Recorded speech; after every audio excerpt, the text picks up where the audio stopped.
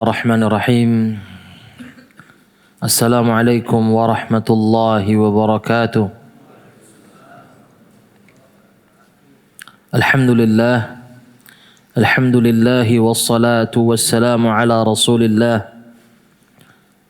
Nabiina Muhammadin wa ala alihi wa sahbihi wa man sara ala nahjihi wastanna bisunnatihi ila yaumiddin.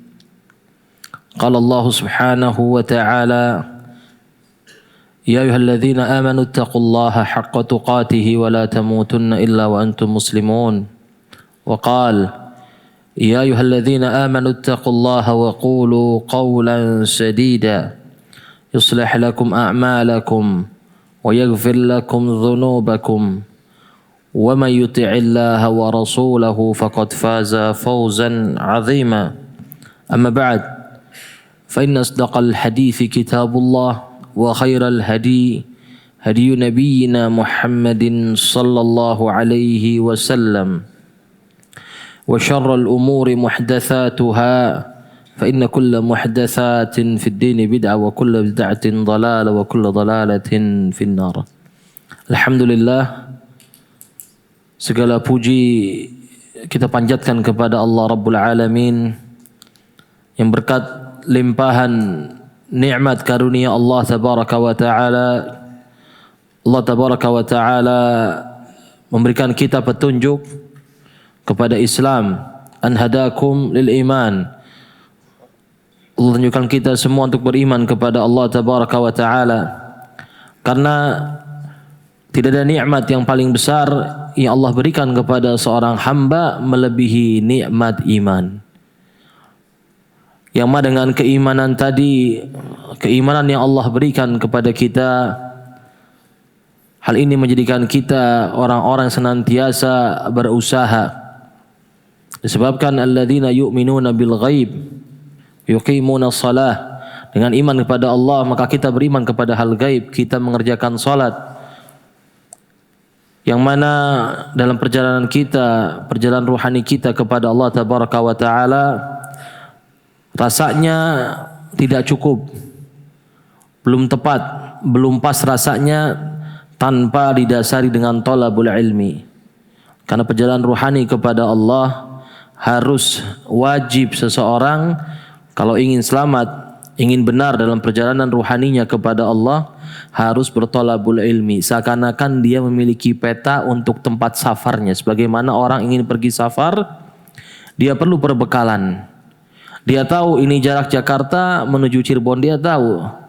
Tapi nggak mungkin dia sembarang safar, sembarang pergi. Nggak mungkin, pasti perlu namanya persiapan.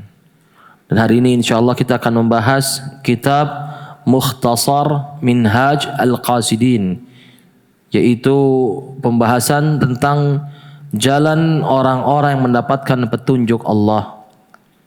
Semoga dengan kita mempelajari kitab ini, kita semua kelak juga akan mendapatkan petunjuk Allah Rabbul Alamin. Amin Allahumma amin. Di pertemuan kemarin kita membahas tentang 8 hal ya yang ditanyakan oleh Syaqiq Al-Balkhi kepada Hatim Al-Asam. Dan kita masuk kepada poin yang ke-8. Hatim Al-Asam rahimahullahu ta'ala mengatakan, Ra'aituhum mutawakkilina ala tijaratihim wa sana'i'ihim wa sihhati abdanihim fatawakkaltu ala Allah ta'ala. Aku melihat manusia semuanya bersandar menggantungkan urusan mereka kepada dagangan-dagangan mereka. Banyak manusia ini tawakalnya enggak sama Allah, tapi sama dagangan. Jadi berpikir saya punya ini, pasti saya bisa melakukan ini dan itu. Wasanaihim, sebagian manusia bergantung kepada kemampuannya, keterampilannya, dan sebagian bergantung kepada kesehatan badannya. Maka disebabkan aku melihat hal demikian, aku pun hanya bertawakal kepada Allah Ta'ala. Jamaah sekalian yang dimuliakan Allah Tabaraka wa Ta'ala, Hakikat dari rizki yang kita dapatkan dan semisalnya nggak lain nggak bukan itu dari Allah. Fungsi manusia di sini nggak lain hanyalah untuk berusaha. Hasil Allah yang kasih. Karena berapa banyak di sana orang yang memiliki kecerdasan di atas rata-rata, pintar, namun ternyata dalam dunia usaha tidak mendapatkan hal apapun. Jadi perlu difahami bahwasanya ilmu wal mal, ilmu dengan harta itu tidak senantiasa berjalan selaras. Sebagai contoh jamaah sekalian, berapa banyak orang cerdas nyari makan gak dapat. Dia mengandalkan akalnya. Ulama pernah mengatakan coba lihat ke orang gila sana. Orang gila ini dia keluar, dia berjalan cuma asal melangkah. Hasilnya apa? Dia bisa makan dengan kadar makanan yang dia makan. Kenapa? Tidak menggantungkan semuanya kepada kecerdasannya.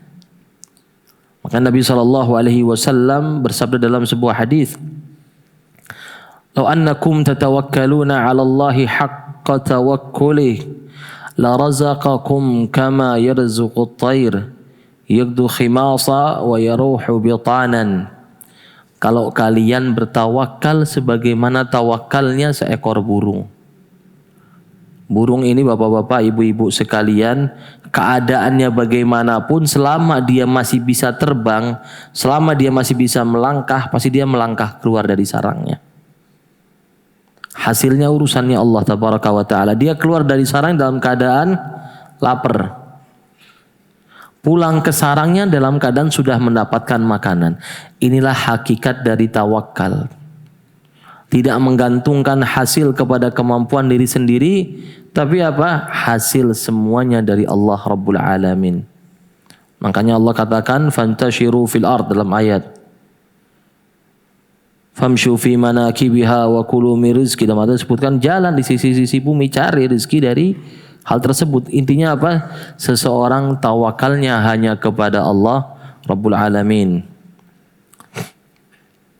Allah juga berfirman, wa 'alallahi fatawakkalu in kuntum mu'minin. Dan hanya kepada Allah bertawakallah kalian kalau kalian benar-benar seorang yang beriman. Karena tawakal ini merupakan bagian dari keimanan kepada Allah. Dan tanda-tanda orang beriman adalah dia bertawakal kepada Allah. Ulama mengatakan tawakul min usul, termasuk bagian dari pondasi dasar keimanan seseorang. Mari kita lihat ya para anbiya alaihi wassalatu wassalam, para sahabat, al-mu'minun, para ulama, para syuhada, para salihun, semuanya hanya menggantungkan dirinya kepada Allah. Kita lihat berapa banyak orang keluar dari negerinya ke negeri antah berantah, nggak lain nggak bukan hijrah untuk mencari penghidupan yang lebih layak. Mungkin dia nggak punya modal bahasa, nggak punya keahlian apapun, tapi subhanallah Allah cukupi kebutuhannya.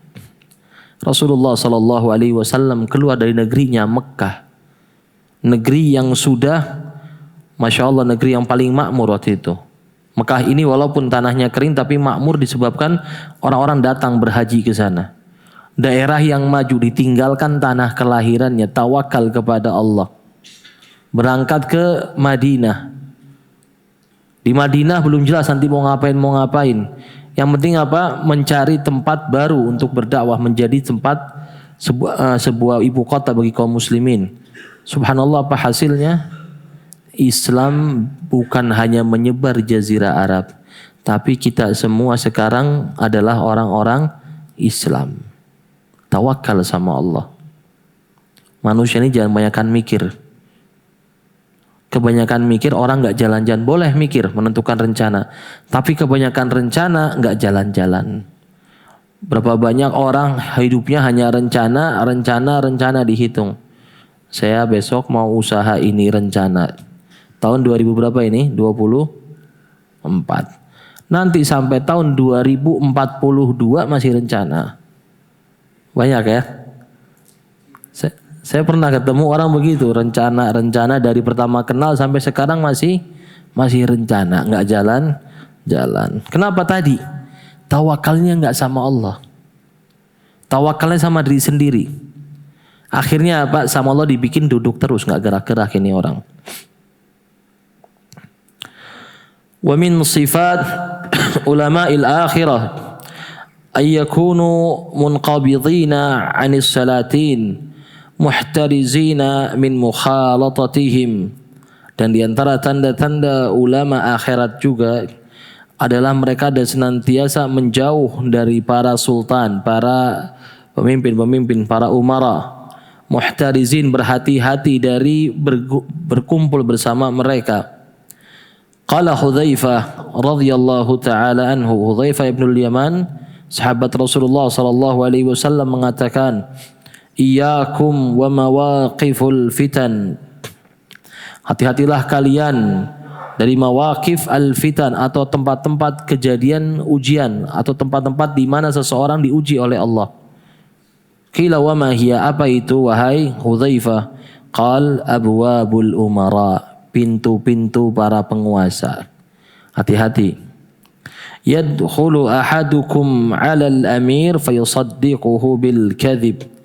Berapa banyak orang masuk menemui pemimpin, ketika di dalam ternyata niat awalnya bagus. Datang ke pemimpin mau ngapain? Mau memberikan nasihat. Sampai di dalam ternyata jadi tim sukses. Banyak. Di luar saya mau menasehati lillah. Sampai dalam siapa? Siap. Bohongnya pun dibenarkan, kata Hudzaifah. Membenarkan mereka dengan kedustaan. Oh Masya Allah, misalkan ya, calon lurah atau calon RT. Masya Allah, Bapak ini bukan cuma rajin sholat, tapi Bapak ini seorang ulama. Dari mana disebut ulama? Karena mungkin pernah sekali ngisi pidato pembukaan, Alhamdulillah wassalatu wassalam ala Rasulillah. Tapi langsung dikasih kasih merek seorang ulama.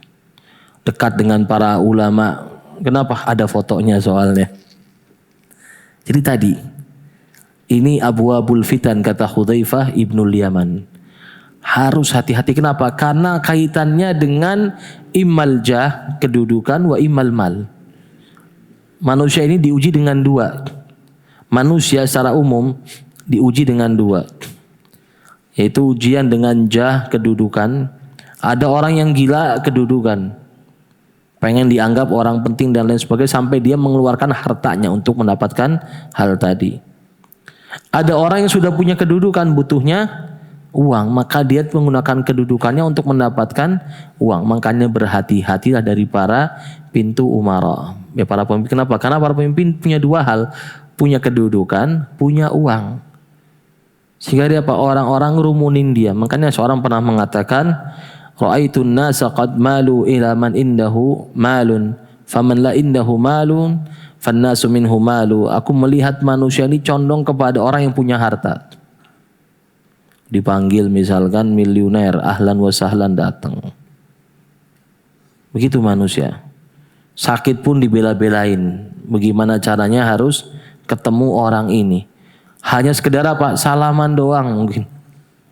Padahal bisa salaman gak terjadi apa-apa dalam hidupnya.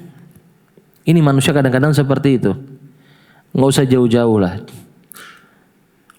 Banyak dari kita ini kadang kalau ketemu orang kita masih pilih-pilih, bener. Kalau yang depan kita orang gak punya apa-apa, salaman aja males kadang-kadang. Salamannya dia di sini, dia ke sini kadang. Padahal ini orang bisa jadi ngebantu kerjaan kita dan lain sebagainya, bermanfaat kan? Begitu ada orang kaya, gak kenal sama kita gak pernah ketemu dia, cuma pernah ngelihat dari jauh berapa waktu sebelumnya. Tapi begitu kan ada nih orang berusaha pengen salaman, udah salaman ngomong ke orang-orang lain apa? Saya kenal sama dia. Jadi kalau sama orang kaya ketemu sekali bilangnya kenal. Sama orang gak punya ketemu ribuan kali bilangnya gak kenal. Cuma tahu doang. Nah ini manusia karakternya seperti itu. Padahal yang kaya ini bisa jadi gak ngasih dia apa-apa sama sekali. Tapi itulah manusia ya. Wa yaqul ma laysa fi. Masuk kepada pemimpin kemudian memberikan pujian-pujian yang tidak sepatutnya, yang tidak dimiliki pemimpin tadi. Wa qala Sa'id ibn al-Musayyib rahimahullahu taala, seorang tabi'in Sa'id bin al-Musayyib rahimahullahu taala mengatakan, "Idza ra'aitum al-'alima yaghshal umara fahdharuhu minhu fa innahu lis." Kalau kalian lihat seorang alim yang mendekat kepada para pemimpin, ketahuilah, hati-hatilah kalian dari dia. Kenapa? Karena sesungguhnya dia itu adalah maling, bukan seorang alim. Wa qala ba'dus salaf, dan sebagian salafus salih mengatakan, innaka la tusibu min dunyahum syai'a illa asabu min dinika afdalu minhu. Ketahuilah, hakikatnya ketika engkau mendapatkan dunia dari mereka, engkau mengambil dunia dari mereka, ketahuilah saat bersamaan mereka mengambil agama dari dirimu. Artinya apa? Kita bisa jadi kehilangan agama kita. Depan pemimpin kita dikasih duit sama dia, akhirnya apa? Ngomong yang enggak-enggak. Saat bersamaan agama kita juga hilang. Jadi merusak agama. Wa min sifat ulama'il akhirah, dan diantara tanda-tanda ulama akhirat, alla yatasarra'u ilal fatwa, tidak terburu-buru memberikan fatwa. Ditanya, termasuk tanda seseorang ini berhati-hati kepada Allah, seorang ini benar-benar bertakwa kepada Allah, tidak cepat-cepat memberikan statement wara, kehati-hatian. Karena bisa jadi nanti ternyata tidak sesuai realita di lapangannya. Sudah terlanjur ngomong, ternyata tidak sesuai. Dan juga ini tanda-tanda orang yang tidak berhati-hati dalam berfatwa. Itu orang yang tidak memiliki ketakwaan kepada Allah, nggak punya amanat ilmiah. Makanya Abdullah ibnu Abbas radhiyallahu taala anhuma pernah mengatakan, aku heran dengan seseorang yang setiap ditanya pertanyaan apapun pasti selalu punya jawabannya. Seakan-akan nggak punya amanah ilmiah. Pokoknya posisinya di depan, sudah ngisi pengajian, ditanya apapun malu atau takut mengatakan Allahu a'lam. Padahal kalimat Allahu a'lam termasuk bagian dari fatwa. Faman qala la adri faqad afta. Barang siapa mengatakan saya nggak tahu, dia telah memberikan fatwa sebenarnya. Dan ini lebih selamat bagi dirinya dan juga orang yang mendengar fatwanya. Karena kenapa? Di akhir zaman ini banyak orang-orang yang nggak ngerti ilmu tapi diberikan posisi. Saya pernah lihat beberapa bulan lalu, ya sudah lama, tentang video ceramah. Seseorang mengartikan al-qari'ah. Mal-qari'ah. Ini artinya bukan kiamat, tapi artinya qari'ah itu qari perempuan. Padahal harusnya pakainya apa? Pakainya huruf hamzah. Itu pakainya huruf apa? Ain. Tapi tadi jamaah yang hadir ramai Bapak Ibu sekalian. Semua cuma begini. Pokoknya viral-viral sudah. Titelnya apa? Lulusan fisika. Doktor di bidang fisika. Tapi tadi ceramah. Ada lagi artis. Nggak tahu belajar di mana ceramah. Kalian tahu makhluk Allah yang terbuat dari apa? Ini subhanallah, ini zaman sekarang ini banyak. Nggak jelas belajar di mana. Yang belajar bertahun-tahun saja benar-benar fokus, itu masih banyak permasalahan yang kadang dia lupa atau dia nggak paham. Tapi ini yang abal-abal ini, masya Allah, berani berfatwa, berani bikin statement. Akhirnya apa? Fadhallu wa adhallu. Potensinya sesat lagi menyesatkan. Dan ini du'at, kata Nabi SAW, du'at ila abwabi jahannam. Da'i-da'i yang menyeru kepada pintu-pintu neraka. Banyak seperti ini ya.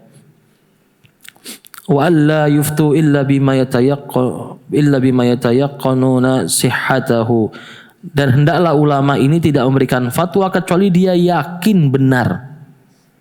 Waqad kana as-salaf yatadafa'una al-fatwa hatta tarji ila al-awwal atau hatta turja ila al-awwal. Dan dahulu kala para salafus salih ini senantiasa saling lempar-melempar masalah fatwa.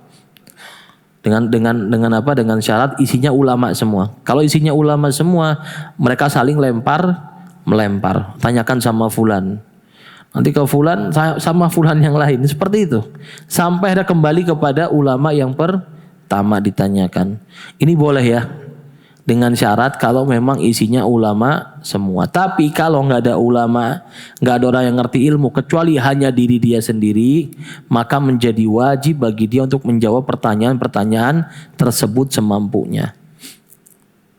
Wa qala Abdurrahman ibnu Abi Layla, Abdurrahman bin Abi Layla rahimahullah, seorang tabi'in mengatakan, adraktu fi hadzal masjid, aku menjumpai di masjid ini 120 sahabat Rasulullah. Ini ada berapa? Ada 120 yang hadir? Nggak kehitung ya. Nggak di absen memang. Nah, ini Abdurrahman bin Abi Layla anggap orang sebanyak ini sahabat Rasulullah. Tapi bukan sahabat Nabi ya, orang ini bukan. Kita bukan sahabat Rasulullah, tapi mudah-mudahan kita dikumpulkan bersama mereka. Amin Allahumma amin. Dia mengatakan aku berjumpa dengan 120 sahabat Rasulullah, banyak jumlahnya. Ma ahadun yus'al an hadithin aw fatwa illa wadda anna akhahu kafahu dzalik. Tidak ada seorang pun yang ditanyakan berkenaan sebuah hadis atau fatwa melainkan dia merasa senang apabila saudaranya telah menjawab. Artinya apa? Kalau ditanya masalah agama, masalah hadis, masalah fatwa, dia senang kalau jawaban keluar bukan dari dirinya tapi dari saudaranya yang lain, dari sahabat yang lain. Ini sebagai tanda seseorang ini benar-benar berhati-hati mengeluarkan fatwa. Thumma qad ala al-amru ila iqdami aqwam yad'una al-ilma al-yawm. Kemudian datanglah masa perkara yang mana banyak orang-orang maju ke permukaan, tampil ke hadapan umum mengaku memiliki ilmu. Ini zaman siapa? Zaman tabi'in, betul ya? Zaman tabi'in dan setelahnya. Apalagi zaman kita ini. Zaman dulu orang ini yang seperti ini biasanya yang dianggap ngaku-ngaku punya ilmu bukan orang awam, tapi orang yang baru hafal Al-Quran. Bukan hafal juz amma ya, hafal Al-Quran. Masih belum layak untuk memberikan fatwa. Zaman sekarang nggak punya hafal, nggak punya apa, berani maju ke depan.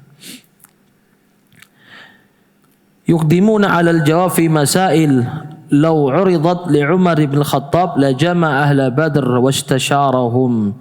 Orang-orang ini maju tampil ke permukaan untuk menjawab pertanyaan-pertanyaan agama yang demi Allah seandainya hal tersebut diberikan kepada Umar bin Khattab radhiyallahu taala, pertanyaan-pertanyaan tadi dibawa kepada Umar bin Khattab, pasti Umar bin Khattab akan mengumpulkan para ahlu Badar dan bermusyawarah bersama mereka. Bayangkan hal seperti ini kalau terjadi zaman Umar bin Khattab nggak bakal langsung dijawab, tapi apa?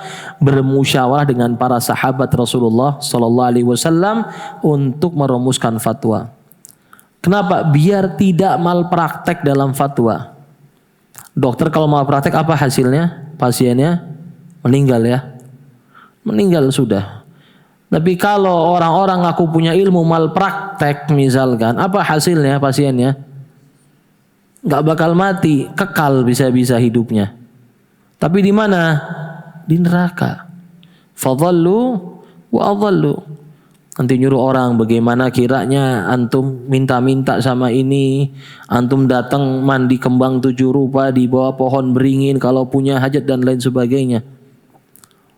Dan ini bahayanya seperti ini. Dan orang yang seperti ini biasanya orang yang pakai atribut agama biasanya. Pakai baju, pakai jubah, pakai koko, pakai peci.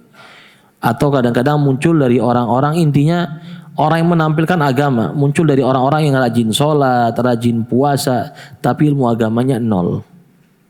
Dan gini, perhatikan bapak-bapak ibu-ibu sekalian ya, ada perbedaan antara ilmu ya dan juga banyaknya ibadah sama syuhrah, terkenalnya seseorang. Ini semuanya nggak berkaitan. Bisa jadi ada seorang alim yang benar-benar mutamakin punya ilmu, tapi nggak dikenal sama manusia. Atau bukan termasuk orang yang rajin puasa, ada. Bukan rajin banyak sholat malam, tapi dia puasa sunahi dikerjakan. Cuma bukan yang selalu mengerjakan, misalkan hidupnya selalu puasa Daud, enggak. Mungkin dia puasa Senin Kamis, mungkin Ayyamul Bid dan lain sebagainya. Cuma bukan orang yang memperbanyak ibadah-ibadah sunnah, tapi dia alim. Ada lagi manusia ibadah sunnah rajin. Pokoknya apapun keluar di HP-nya broadcast, mengamalkan ini bismillah diamalkan. Nggak tahu sumbernya dari mana. Pokoknya ada broadcast sholat misalkan, sholat 10.000 rakaat semalam. Oh bismillah sholat sudah. Besoknya izin nggak ngantor. Kemana? Ke dokter fisioterapi. Encok sakit semua badan. Tadi ada broadcast nggak pakai nggak pakai dicek dulu bener nggak hadisnya ininya. Pokoknya rajin ibadah.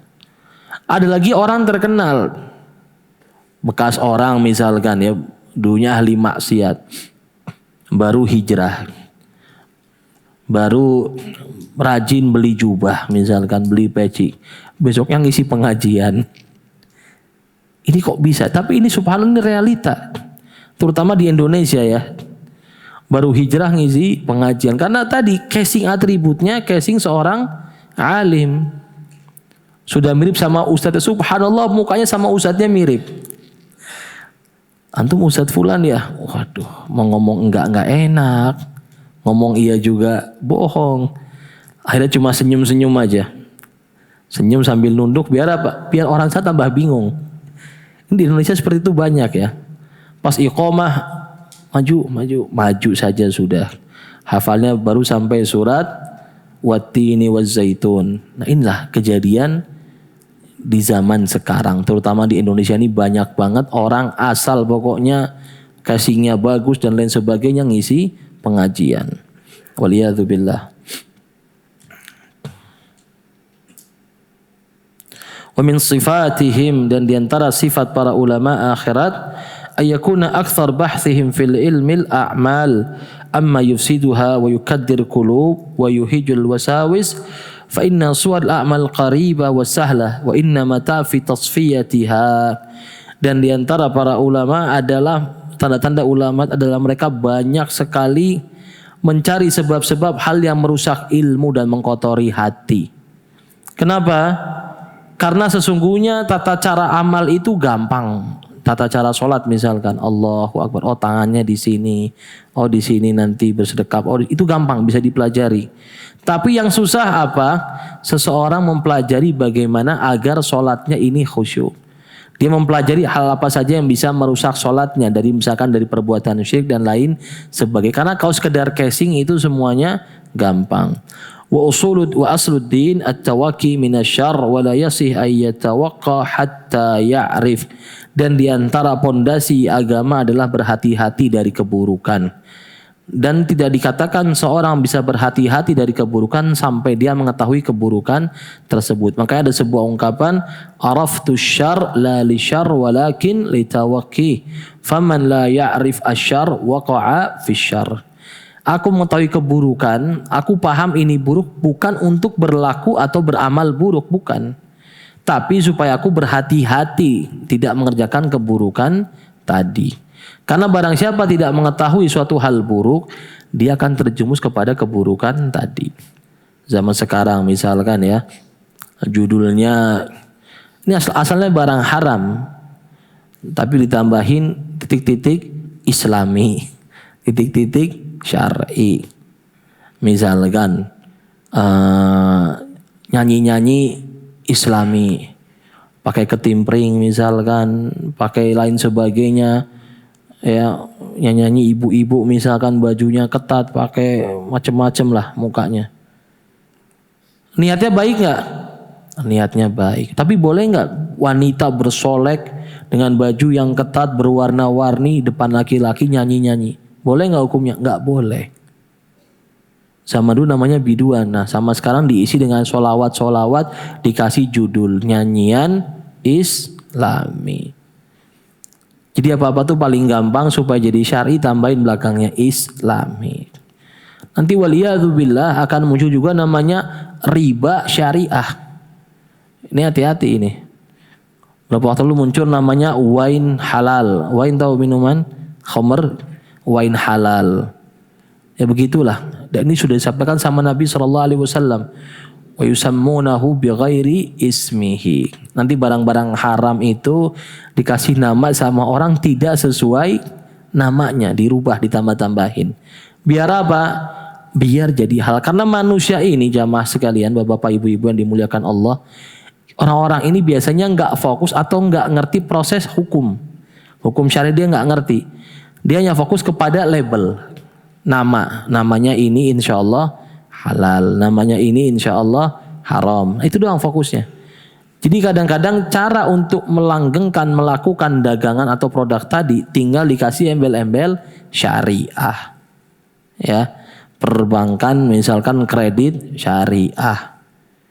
Ternyata begitu macet diambil objeknya, asetnya dirampas. Syariah dari mana? Nah ini, loh Ustaz nanti rugi. Nah ini, makanya perlu belajar namanya fikih yang benar. Biar nggak tertipu sama syariah tadi. Tak demi Allah jamaah sekalian, berapa banyak orang yang bergerak di bidang tersebut itu orang yang mungkin nggak ngerti cara wudhu yang benar. Jangan bilang masalah keuangan ya, masalah wudhu saja dia nggak ngerti kadang. Tapi tadi kuliah ekonomi dan dia tahu sekarang lagi tren syariah nih, banyak orang hijrah nih. Udahlah kalau jualan konvensional nggak laku nih. Apa yang laku? Syariah. Jualan semua syariah. Kalau zaman sekarang seperti zaman saya dulu, bapak-bapak, ibu-ibu, ada sendal. Sendal kita pakai. Sendal namanya sendal syariah, sendal sunnah, sendal salafi, sendal apa. Sampai seperti tegur sama Dr. Arifin Badri. Ini Islam nggak ngurusin sendal, nggak pakai merek. Cuma kita dulu masih awam ya. Kalau beli sendal ini ngerasa, alhamdulillah saya sudah muslim 100%. Beli sendal punya muslim juga, cuma tadi dikasih merek. Padahal yang kriteria baju muslim itu yang penting tidak termasuk hal yang dilarang oleh Rasulullah Shallallahu Alaihi Wasallam. Sifatnya halal, dapat dengan cara halal. Ya sudah, itu sudah syar'i, nggak perlu pakai embel-embel sendal syar'i, sendal apalagi. Sekarang udah nggak laku, yang laku tadi ya keuangan ini nih, apa muamalah syariah.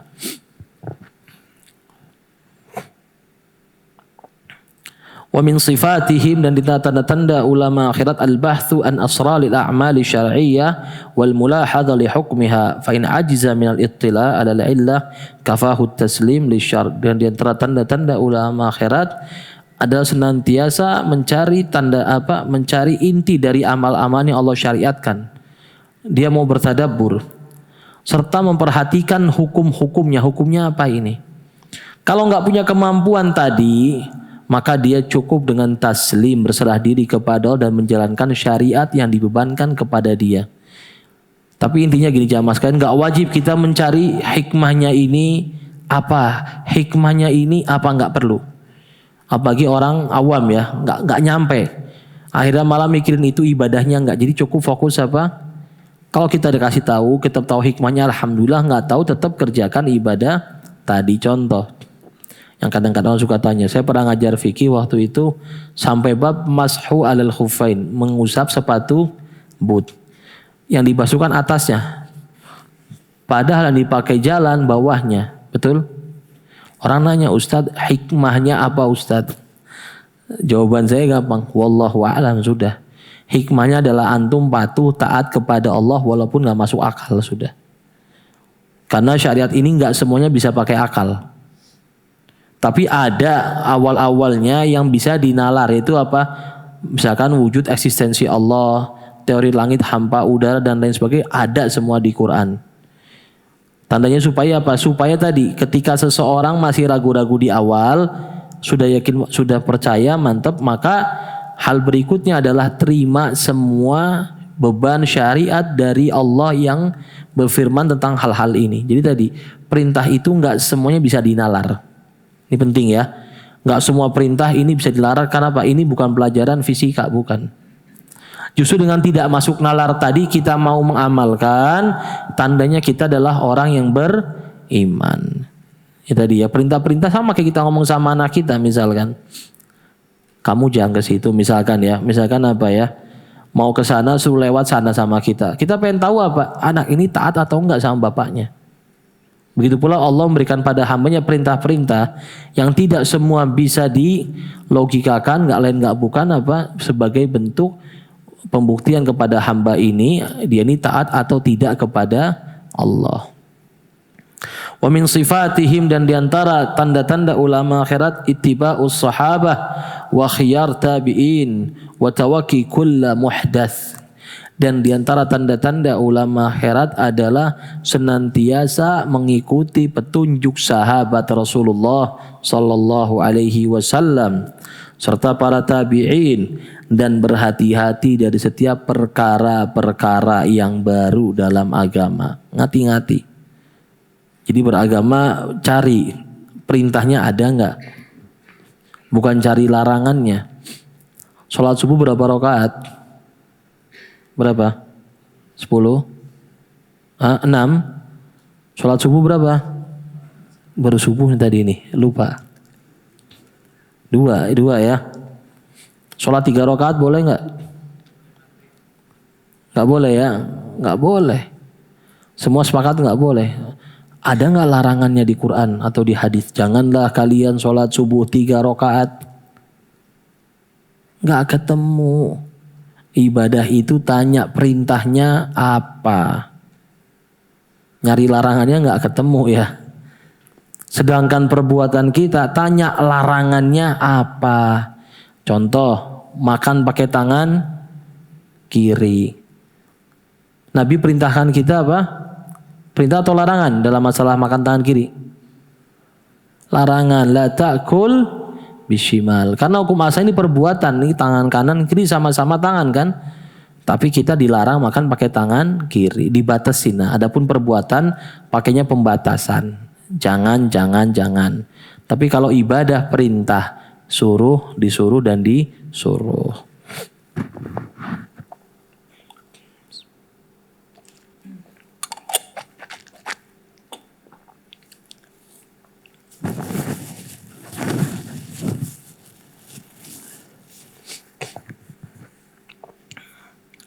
Kitabut Taharah, kitab Taharah wa asraruha, dan rahasia-rahasia dari Taharah. Wassalah wa ma yata'allaqu biha, bab salat dan hal-hal yang berkaitan dengannya. I'lam, ketahuilah, anna taharah laha 4 maratib. Ketahuilah bahwasanya taharah ini ada 4 tingkatan. Al-ula tadhir al-zahir min al-ahdath wal-anjas wal-fadalat. Tingkatan yang pertama dari taharah ini adalah mensucikan zahir kita, tubuh kita dari hadas, dari najis dan juga kotoran-kotoran. Ini umum ya, dengan cara mandi ataupun berwudu, istinja dan istijmar lain sebagainya. Wathaniyah tathhirul jawarih minadz dzunubi wal atham. Yang kedua adalah mensucikan tubuh kita dari perbuatan dosa. Artinya apa? Kita menahan tubuh kita dari tidak melakukan perbuatan-perbuatan yang Allah haramkan. Misalkan depan kita ada barang orang, nggak ada CCTV, nggak ada yang ngelihat. Nah, ini kita mensucikan diri kita dengan cara tidak mengambil barang yang bukan miliknya. Wathalitha, yang ketiga, tathhirul qalbi minal akhlaq al-madhmumah wa radha'il al-mamqutah. Mensucikan jiwa atau hati dari akhlak-akhlak yang tercela, sifat-sifat yang rendah yang dibenci oleh Allah. Bagaimana tadi? Dari suudzon sama orang kerjaannya, jangan-jangan selalu pakai lihat orang, jangan-jangan dia jadi begitu tuh pikirannya, suudzon sama orang, itu kita hilangkan. Warabi'ah tadhhirus sir amma siwallah wa hadha huwal ghayatul quswa. Mensucikan diri, membersihkan diri dari hal-hal selain Allah. Niat kita diluruskan semuanya hanya untuk Allah, dan inilah tujuan yang tertinggi dari taharah sebenarnya. Faman qawiyat basiratuhu sammat ila hadzal matlub. Maka barang siapa basirahnya kuat, ilmunya kuat, punya pondasi, punya ilmu yang kuat, dia akan sampai kepada tujuan yang ini. Orang dari mulai sholat, ya sebelumnya wudhu dan lain sebagainya, rangkaian-rangkaian ibadah pada Allah. Yang pertama tadi itu merupakan syariat, bentuk taklif syariat dari Allah ya. Kita kerjakan. Tujuannya apa? La'allakum tattaqun, supaya bertakwa, supaya orang bisa sampai kepada derajat benar-benar semuanya fokus hanya untuk Allah. Dari mulai sholat antum nggak boleh ngomong sama orang, nggak boleh ini, fokus hanya untuk Allah. Harapannya Pak, melatih diri kita biar menjadi hamba Allah yang sepenuhnya untuk Allah. Namun juga tidak bermakna setelah itu nggak sholat lagi. Ini penting ya. Banyak orang-orang zindik, orang-orang yang rusak agamanya, dia fokus kepada hal-hal yang bersifat hikmah, rahasia-rahasia, tapi tidak mengerjakan yang Allah perintahkan, amal-amalan zahir. Kenapa? Tadi karena keyakinan-keyakinan yang rusak. Mikir, oh saya sudah sampai derajat ma'rifah misalkan ya. Ma'rifah ini kenal sama Allah. Sudah kenal ya sudah, nggak perlu lagi sholat, nggak perlu lagi puasa, nggak perlu lagi zakat. Kadang-kadang ditanya tadi sholat subuh di mana Pak? Oh saya sholatnya di Masjidil Haram. Padahal di sana masih jam 2 malam. Dan begitu. Kenapa tadi? Keyakinan yang rusak. Rasul sallallahu alaihi wasallam sebaik-baik hamba Allah sholat sampai kakinya bengkak. Itu Rasulullah. Ketika ditanya sama istrinya Ummul Mukminin Aisyah radhiyallahu taala anha, "Ya Rasulullah, bukankah Allah telah mengampuni dosa-dosamu semua ya Rasulullah?" Apa kata Rasulullah? Afala uhibbu an akuna abdan syakura. Apakah saya enggak boleh jadi hamba yang senantiasa bersyukur kepada Allah? Nabi sebelum meninggal masih mengatakan as-shalah wa ma malakat aimanukum, salat. Umar ibn Khattab ketika ditusuk perutnya sampai terburai ususnya, bayangkan. Pertama kali siuman nanya apa? Anak saya mana? Enggak. Pertama kali yang ditanyakan sama beliau apa? As-shalan nas, apakah orang-orang sudah sholat? Ini pertanyaan pertama dari orang-orang tersebut, orang-orang yang sudah dijamin sama Allah surga. Tiba-tiba zaman sekarang kita nggak tahu belajar di mana, kualitas agamanya bagaimana, bisa jadi tukang tipu sebenarnya. Tukang tipu berkedok agama. Ini saya bilang bapak-bapak ibu sekalian, ini harga jubah nggak mahal, harga peci nggak mahal. Semua orang bisa beli ini, semua orang bisa pakai baju ini. Jadi jangan pernah tertipu sama orang dari casingnya. Oh Masya Allah pakai jubah misalkan 10 lapis. Jubahnya ya. Jubahnya ada warna putih, merah misalkan. Pecinya macam-macam sudah. Ini gak perlu kita merasa takjub dengan orang ini. Gak perlu ikhwas sekalian. Kadang-kadang di Indonesia ini paling gampang tertipu dengan pertama baju. Betul? Yang kedua dengan tampang orang yang mukanya muka-muka Arab ini. Pasti ulama. Begitu ke Saudi umroh, lihat orang pakai mukanya sudah muka Arab, sudah pasti di sana ya. Pakainya jubah, pakai ini. Ini ulama besar ini. Kadang-kadang waliyadzubillah dimanfaatkan sama orang-orang jahat. Dibawa ke Indonesia, suruh ngomong bahasa Arab doang, seakan-akan doa amin. Amin ini tadi. Jadi jangan pernah tertipu dengan yang namanya baju dan casing-casing sebagainya ya.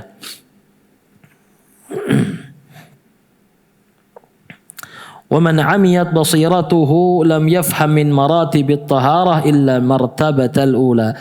Tapi yang ilmunya rendah, ya terutama orang-orang yang mungkin baru belajar Islam, dia tidak faham dari toharoh kecuali tingkatan yang pertama, yaitu toharoh mensucikan tubuh kita dari najis, hadas dan juga kotoran.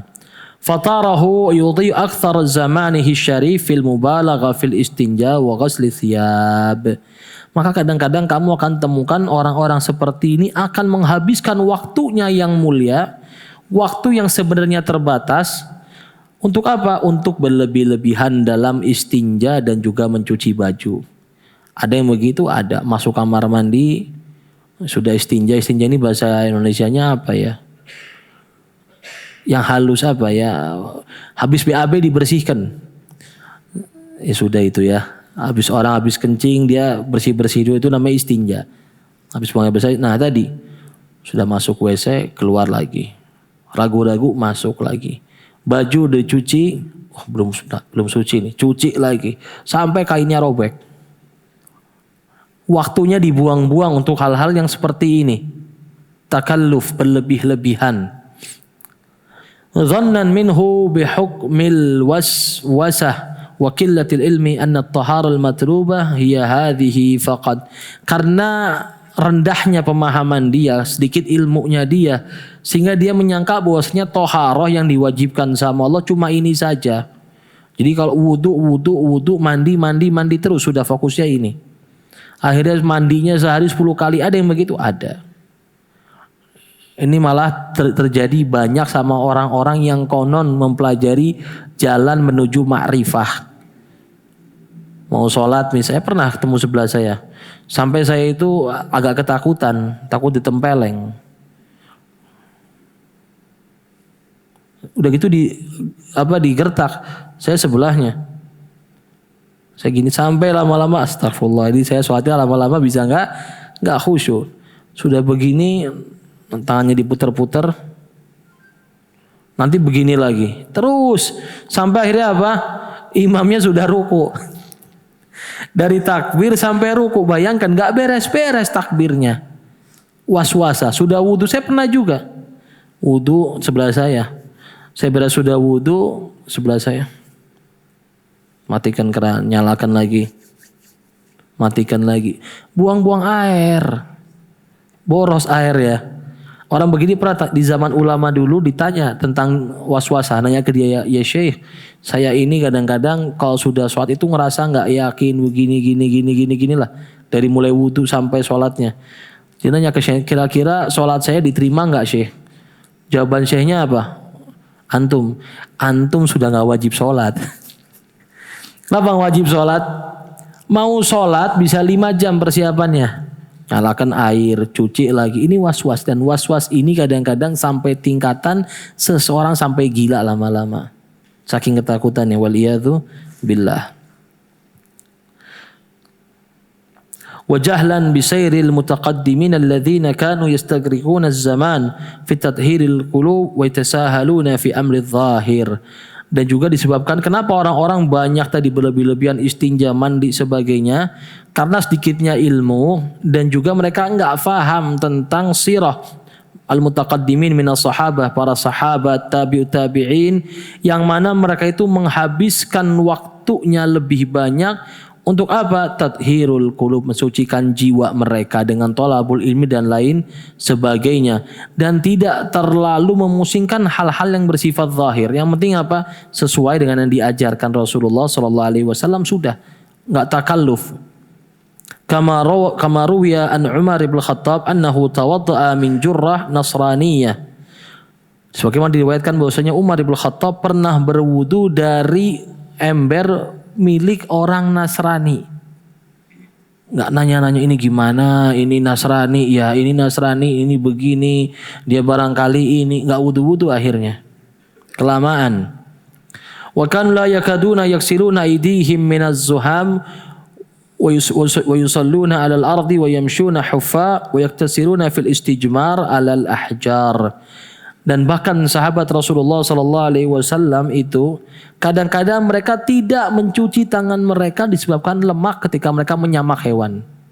Jadi harus difahami, ini najis atau enggak. Jadi mereka misalkan mereka sudah waktu sholat, sudah wudhu, tapi atau mereka sudah masih megang wudhu ya, karena mereka mungkin sebelumnya sholat atau baca Quran masih pegang wudhu, kemudian mereka kerja mungkin menyawak kulit hewan dan lain sebagainya, sampai datang waktu sholat. Ini mereka nggak repot-repot, mana ya air ini, nyari dulu. Tapi apa ya sudah, bisa dibersihkan syukur. Nggak bisa, nggak nyari-nyari air. Akhirnya apa? Sholatnya beres duluan. Kadang-kadang kita ini jamaah sekalian nggak paham mana yang najis, mana yang bukan najis. Misalkan kita ada waktu sudah mepet, baju kita ini misalkan kena bekas tanah. Sekarang saya tanya, hukum tanah najis atau enggak? Enggak najis ya. Tapi tadi, waduh, ini harus pakai baju bagus nih. Pulang ke rumahnya 20 menit. Ke sini 20 menit. Datang ke masjid udah mau adzan Isya. Tadi terlalu takalluf, berlebih-lebihan. Akhirnya apa? Kehilangan inti yang paling utama, yaitu apa? Sholat berjamaah. Mau sholat berjamaah dandan dulu misalkan. Pakai sorban habis lihat tutorial YouTube ya. Oh salah, ini lipetannya harusnya 3 kali nih, 2 kali nih. Buka lagi. Ya, sampai akhirnya nanti khutbah Jumatnya beres, sholatnya beres baru datang. Baru datang ke arah sana muter lagi. Nah ini banyak seperti itu, banyak ya, berlebih-lebihan dalam atribut. Padahal bukan itu esensi yang paling penting dari ibadah. Bahkan sebagian sahabat Rasulullah SAW itu sholat di atas bumi. Artinya apa? Datang waktu sholat, nggak harus repot ini mana masjid. Kadang-kadang kita nih banyak alasan, nggak ada masjid, akhirnya nggak sholat. Kata Nabi SAW, waju'ilat liyal ardu masjidan wa tahura. Fa'ayyuma rajul min ummati adrakat khussalah falyusalliha aina makan. Dan Allah jadikan bumi ini suci bagiku, kata Rasulullah. Maka siapapun dari umatku datang waktu sholat itu sebenarnya nggak perlu repot-repot. Bisa sholat di mana saja dari bumi ini. Yang penting tadi ada tempat-tempat yang dilarang, sama misalkan kayak kamar mandi itu nggak boleh, atau tempat makam nggak boleh. Selebihnya boleh nggak sholat? Boleh. Ini bumi datang waktu sholat, lagi safar nggak usah nyari masjidnya mana, masjidnya masih jauh. Akhirnya malah orang nggak sholat. Tadi kadang-kadang kita terlalu sibuk menyiapkan atribut-atribut, tapi malah melalaikan dari tugas utama yang harus kita kerjakan. Bahkan sebagian mereka itu berjalan kaki tanpa sendal. Mau ke masjid sendalnya hilang, nggak jadi ke masjid. Ini salah. Hilangnya di rumah, sendal nggak ada, udahlah nggak usah ke masjid lah. Jumatan udah nggak usah Jumatan, nggak ada sendal. Nah ini salah. Sendal bukan syarat wajibnya sholat Jumat, bukan syarat sahnya sholat Jumat. Nggak ada sendal tetap sholat Jumat, cuci kakinya. Tadi terlalu mungkin mikirkan malu dilihat sama orang nyeker ya ke masjid, ini salah. Dan sebagian sahabat Rasulullah SAW mencukupkan diri dalam istijmar, tadi bersih-bersih setelah buang air dengan beberapa batu. Waqad intahal amr ila qaumin yusammuna ar-ru'unah an-nadhafah fatara aktharu zamanihim yamdi fi tazyin adh-dhawahir wa bawatihim kharrab mahsyawa bi khaba'ithil kibr wal ujub wal jal wal riya wal nifaq. Dan sampailah pada zaman kepada kaum-kaum yang memberikan nama ru'unah, kebodohan, sebagai nadhafah, kebersihan. Hal-hal tadi yang sebenarnya adalah kebodohan berlebih-lebihan dianggap sebagai kebersihan. Sehingga kamu lihat bahwasanya banyak dari mereka menghabiskan waktunya hanya untuk memperindah zahirnya saja. Sedangkan batin mereka ini rusak dengan kotoran-kotoran kesombongan, ujub dengan diri sendiri, dan kebodohan, riya serta nifak. Berapa banyak orang lebih rajin beli jubah daripada beli buku. Betul? Rajin beli atribut-atribut yang sifatnya gaya ulama, bukunya nggak ada. Baju-baju, misalnya dia sudah hijrah ya, baju-baju yang dianggap baju islami. Saya mau nanya, ini baju islami itu apa? Nggak ada baju islami. Yang penting tadi baju itu sifatnya tidak ketat, tidak ini, tidak itu, sudah.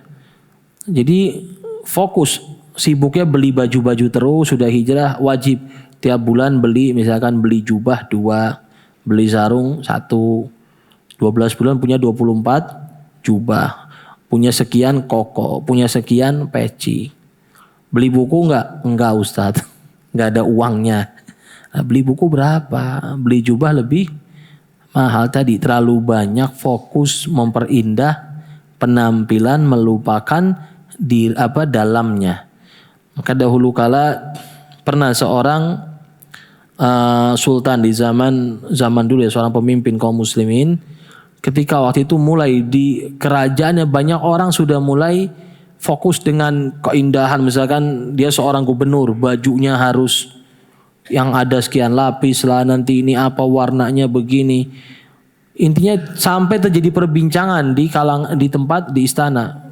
Antum posisinya apa ini? Maka harus pakai baju gini, harus tampil yang wah, harus ini, harus di grooming dan lain sebagainya. Akhirnya subhanallah khalifah ini dengar, datang dia ke istana, kemudian dia kumpulkan seluruh gubernurnya, seluruh menteri-menterinya dikumpulkan. Semuanya nanti kumpul di ruangan ini, tunggu saya. Semuanya datang dengan baju paling bagus yang mereka miliki. Baju paling baru, desain terbaru sudah. Datanglah sultan ini, pemimpin ini dengan baju yang compang-camping sambil menghunuskan pedang. Bingung semua gubernurnya. Kok bisa pimpinan kita bajunya lebih jelek daripada kita? Sambil dia hunuskan pedang, sambil gini-gini kan pedangnya disebutkan dalam beberapa cerita. Dia megang pedangnya dan dia lihat mereka semua, takut itu mereka semua. Kemudian pemimpin ini bertanya pada mereka, apa pendapat kalian tentang saya? Bagaimana baju saya?